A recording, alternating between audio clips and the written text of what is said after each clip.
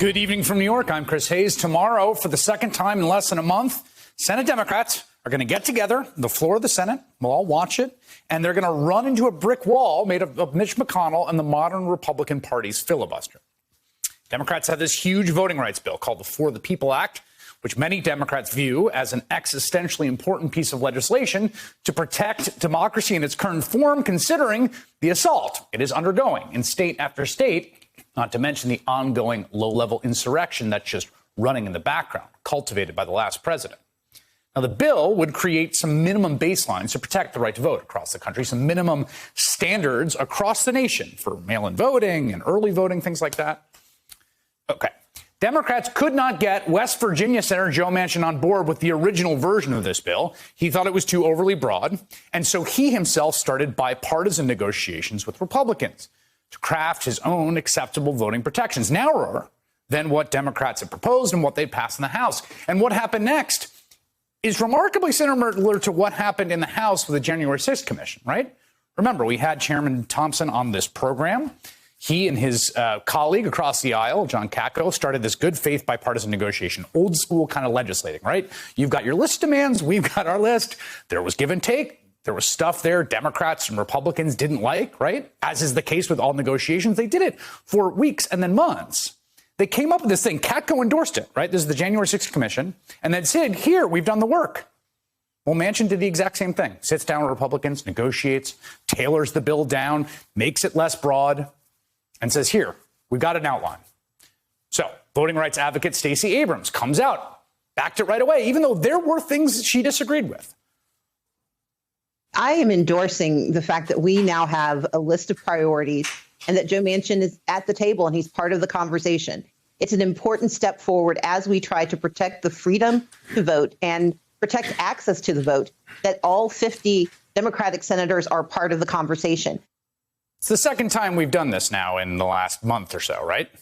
And there's no suspense about what happened after that clip, after Stacey Abrams endorsed it, after Joe Manchin set about in good faith, tailoring it down and working up negotiation.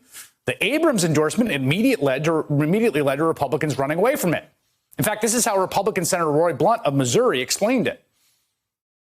Well, I think every one of us looks for opportunities to work with Senator Manchin, and we found those opportunities. I actually think when Stacey Abrams immediately endorsed Senator Manchin's proposal, it became the Stacey Abrams substitute, not the Joe Manchin substitute. Oh, well, that's interesting. That's a very interesting to say. Joe Manchin was the one who actually crafted it. Joe Manchin, the guy that won in the state that Trump won, the most conservative member of the Democratic caucus. But it's weird you would attach it by name to Stacey Abrams and not Joe Manchin, who actually wrote it, just because she went on TV and said, fine, this is okay.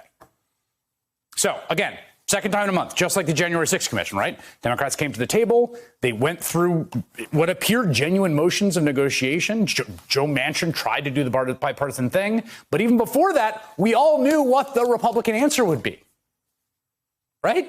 And if you're sitting at home saying, yes, Chris, yes, you're right, and this has been maddening to watch, I don't disagree, because the core question of American politics right now, everything revolves around this, is this. Will the Democratic Party, one of two viable coalitions in America, use the power entrusted to them by a majority of Americans who guaranteed them the exceedingly rare combination of the House, the Senate, and the presidency, to reinforce the fundamentals of American democracy against the enemies arrayed against it? And every day, we see those enemies right out in the open. Elected Republicans across the country continuing to push the big lie that the 2020 presidential election was rigged. And as a result, a new poll shows about a third of Americans, 1/3 of Americans, think Biden only won because of voter fraud. The same fraction of the electorate that held that view in Monmouth's polling in March, in January, and in November. Number hasn't changed. And that's perhaps because people like the number 3 Senate Republican, John Barrasso, Wyoming, say things like, I want to make Joe Biden a 1/2-term president. Today, Senate Minority Leader Mitch McConnell shot down any notion that Republicans would allow a bill that would make it easier to vote to pass the Senate, accusing Democrats of trying to rig American democracy. They've made abundantly clear that the real driving force behind S1 is a desire to rig the rules of American elections permanently in Democrats' favor. That's why the Senate will give this disastrous proposal no quarter.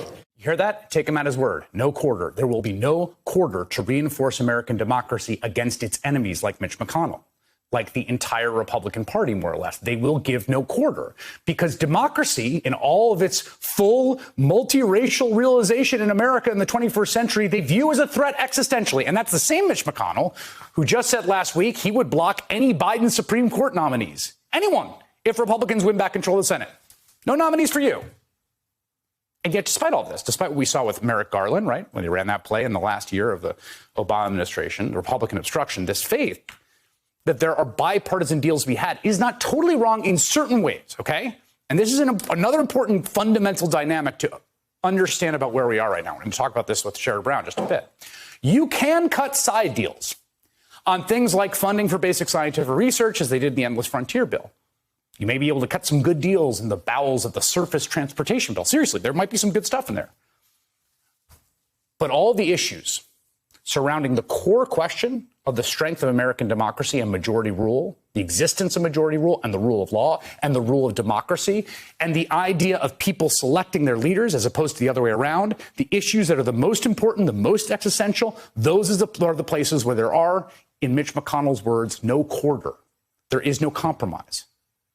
There is a brick wall of Republican opposition that will either be sledgehammered down or will just remain blocking us from a path towards a free and equal multiracial democratic country. That's it.